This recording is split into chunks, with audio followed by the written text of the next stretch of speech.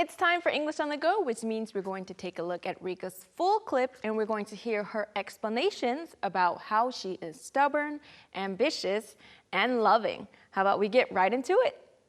Just one egg nature. Are you ready? Go!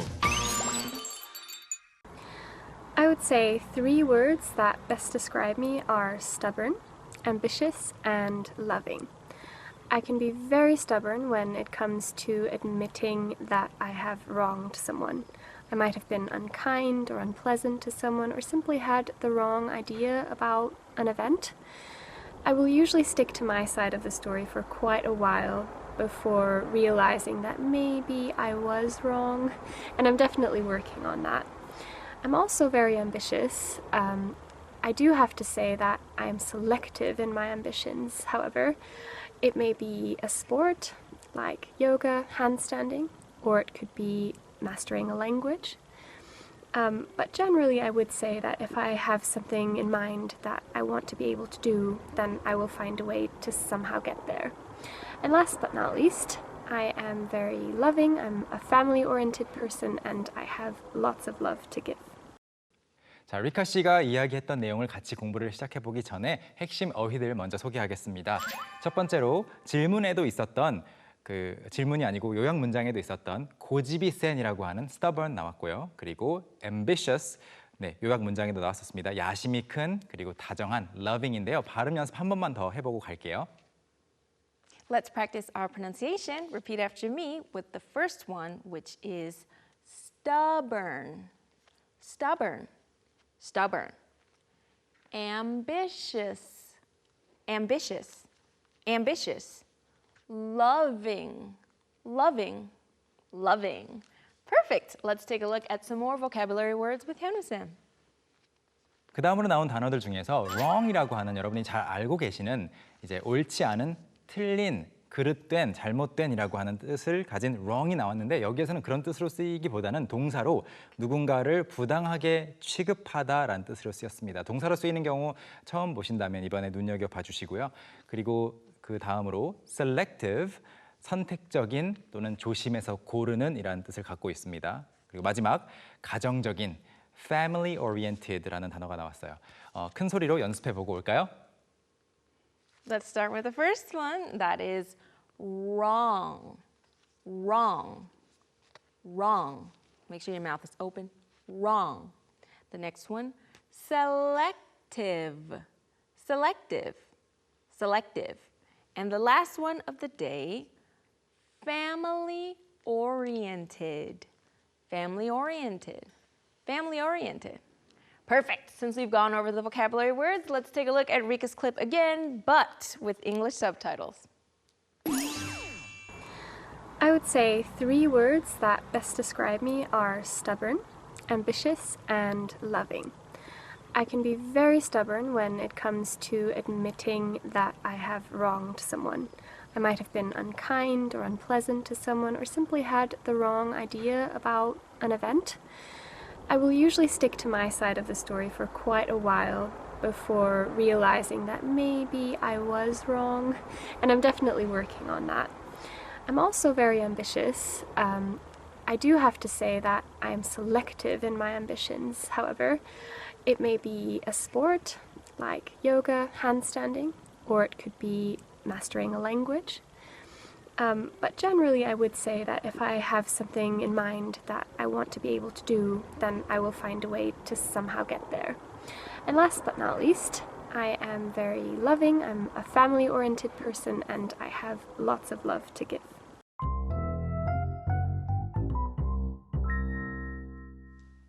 Okay, so those are some great explanations. I feel like I really got to know you a little bit more, Rika. 네, 리카 씨에 대해서 좀 더 개인적으로 더 잘 알게 된 느낌이 들었고요. 그 stubborn, ambitious, 그 다음으로 loving이라고 골랐던 이유에 대해서 설명이 잘 된 것 같습니다. 한 줄 한 줄씩 다시 같이 볼까요? Sounds great. I would say 3 words that best describe me are stubborn, ambitious, and loving. I can be very stubborn when it comes to admitting that I have wronged someone. I would say 3 words that best describe me are stubborn, ambitious, and loving. 이 세 단어 마지막으로 한 번만 더 짚고 갈게요. Yes. 고집이 센, Stubborn, 야심이 큰, ambitious, 그 다음으로 다정한. loving. 그래서 I would say라는 이 표현으로 문장이 시작이 되고 있는데 제 생각에는 이렇습니다. 저는 이렇게 말하겠어요라는 뜻이고요. 3 words that best describe me are stubborn, ambitious, and loving이고요. 여기에서 그 best라는 단어가 꼭 여기에만 들어가야 되는 것은 아니에요. describe me best, Best? 해도 괜찮습니다. Or the best 3 words that describe me. 아, the best 3 words that describe me 문장을 아예 재구성할 수도 있죠. Yeah. 구성 요소는 같지만 그러면 그 다음으로 넘어가면 바로 설명이 나오겠죠? Yes. She says, I can be very stubborn when it comes to admitting that I have wronged someone. 자, 여기에서 wrong이라고 하는 단어가 그 형용사로 쓰이지 않고 동사로 Yes. 쓰였습니다. So it's not like you're wrong. It's like I wronged you. 네. I'm sorry. 그렇죠. 누군가를 부당하게 취급하다, 누군가를 대하면서 실수를 했을 때 when you made a mistake Yeah. in treating someone. Yes, you treated someone badly or a mistake that dealt with someone. 네. You wrong someone. 그런 뜻이 있고요. 또 wrong의 반대말로 우리가 알고 있는 게 이제 형용사로는 옳은이라는 right가 Right. 있잖아요. right에도 사실 동사의 뜻이 있어서 right 하면은 you can right the wrong. Yeah, I was going to say you can right wrongs. 네. 그래서 잘못된 것을 바로잡는다는 뜻도 right라고 하는 이 형용사로 우리가 알고 있는 동사에 있습니다. 이렇게 꼭 어떤 단어가 형용사로만 쓰이고 명사로만 쓰이고 이런 거는 없는 경우가 많으니까요. 여러 가지 알아주세요. I can be very stubborn when it comes to admitting. when it comes to라는 것은 어떤 면에서 admitting that I have wronged someone. 누군가를 대하면서 실수했다라는 걸 인정하는 면에서 고집을 부릴 때가 있대요. 오케이. How about we take a look at the next part and hear what else she has to say about herself? I might have been unkind or unpleasant to someone or simply had the wrong idea about an event. I will usually stick to my side of the story for quite a while before realizing that maybe I was wrong. I might have been unkind or unpleasant to someone or simply had the wrong idea about an event. I might have been. I was 하면은 나는 뭐뭐였다인데 I might have been이니까 뭐뭐였을 수도 있다. Yes. 가능성. Maybe I was unkind. Yeah, maybe. 그래서 I might have been unkind or unpleasant to someone. 누군가에게 불친절했거나 불쾌하게 행동했을 수도 있어요. Or simply had the wrong idea about an event. 어떤 일에 대해서 have the wrong idea라는 것은 misunderstand. Yes, you misunderstand something about the event, 네, right? 오해를 한 거예요. 잘못 생각을 한 거예요. Yes. 다음 문장. Next, she says, I will usually stick to my side of the story for quite a while before realizing that maybe I was wrong. Maybe I was wrong. 어쩌면 제가 틀렸을 수도 있다는 거를 before realizing, 깨닫기 전에 I will usually, 저는 보통 이렇게 합니다. Stick to my side of the story. 어떤 일이 발생하면은 그 발생한 일에 대한 스토리가 있을 거 아니에요. Yeah. 근데 사람마다 그 의견이 달라서 Yeah. his side of the story, my side of the story, her side of the story. 그 해석이 다르죠. 그래서 Yeah. 나만의 그 입장, 나만의 그 해석을 고수하다가 나중에서야 아, maybe I was wrong Yeah. 깨닫게 될 때가 많대요. Okay. Yeah, How it about happens. It happens to the best of us, Yes. right? How about we take a look at the next part? And I'm definitely working on that. I'm also very ambitious. I do have to say that I am selective in my ambitions, however. And I'm definitely working on that. I'm also very ambitious. And I am definitely working까지만 말을 하면 저는 확실히 분명히 일을 하고 있습니다. Oh, yes, that's why you're at your office, Yes, right? I'm definitely working. 근데 저 일하고 있는 거 맞아요라는 뜻이지만 이제 뒤에 work on으로 Yes. 연결을 시키게 되면은 work on something 어떤 것을 개선하려고 고치려고 노력하다라는 뜻을 갖고 있는 표현이에요. Or you could just be doing something. 아, yeah. Right. You're working on your document. Yeah. 서류 작업을 하고 있고요. So you're just making documents or Yeah. doing documents, You right? can work on your scrambled eggs. Yeah, you're cooking something. 요리를 하고 있을 수 있는데 Yeah. 여기에서는 방금 전에 나왔던 그 고집이 센 거 이야기를 했으니까 그걸 고치려고 노력하고 있다라는 걸 Yes. 문맥상으로 볼 수가 있고요. 그다음 이제 특징이죠. I'm also very ambitious. 저는 또한 아주 야심이 넘칩니다. So what else does she have to say about her ambition She says, I do have to say that I'm selective in my ambitions, however. 맨 마지막에 however가 컴마와 함께 쓰였는데 이런 경우라면 맨 앞으로 넘겨서 그냥 but 이렇게 but으로 바꿔주시면 됩니다. 그런데 I do have to say 이 조건은 하나 달아야겠습니다. 이렇긴 해요. I do have to say that I'm selective in my ambitions. Yes, she is selective. 네. Selective. select 하는 거예요. 그냥 다 모든 것에 대해서 야심, 열정을 느끼는 것이 아니라 딱 선택해서 선택적으로 고르긴 합니다. 제가 Yes. 야심을 갖는 것들에 대해서 조심해서 고르는 편입니다. She only selects certain ones. Yes. Right? Okay, how about we take a look at the next part of her clip? It may be a sport like yoga, handstanding, or it could be mastering a language. But generally, I would say that if I have something in mind that I want to be able to do, then I will find a way to somehow get there. And last but not least, I am very loving, I'm a family-oriented person, and I have lots of love to give. It may be a sport like yoga, handstanding, or it could be mastering a language. It may be 여기서 말하는 maybe가 그냥 maybe라고 들린다고 해서 아마도라는 may 그 다음에 be가 붙어 있는 그 형태를 생각하실 수도 있겠지만 여기서는 may 조동사 뒤에 be라는 동사가 온 겁니다. It may be a sport like yoga, handstanding, 요가나 물구나무 서기 같은 운동 또는 스포츠가 될 수도 있겠고, or it could be mastering a language, 어떤 언어를 마스터하는 것이 될 수도 있대요.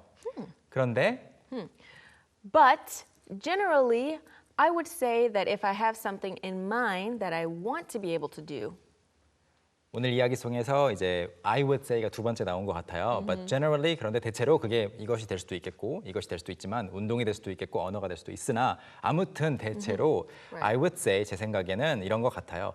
If I have something in mind that I want to be able to do 할 수 있고 싶은 무언가가 머릿속에 있다면 then then I will find a way to somehow get there. 네, somehow get there 그곳에 간다는 거는 그걸 이룬다는 이야기죠. Right. So to reach that goal or to do what she wants to do. 네, Right. 그 목표에 도달한다고 생각하시면은 우리말하고도 비슷합니다. 그래서 I will find a way 어떻게 해서든 somehow get there 그곳에 도달할 수 있는 방법을 어떻게든 찾는데요.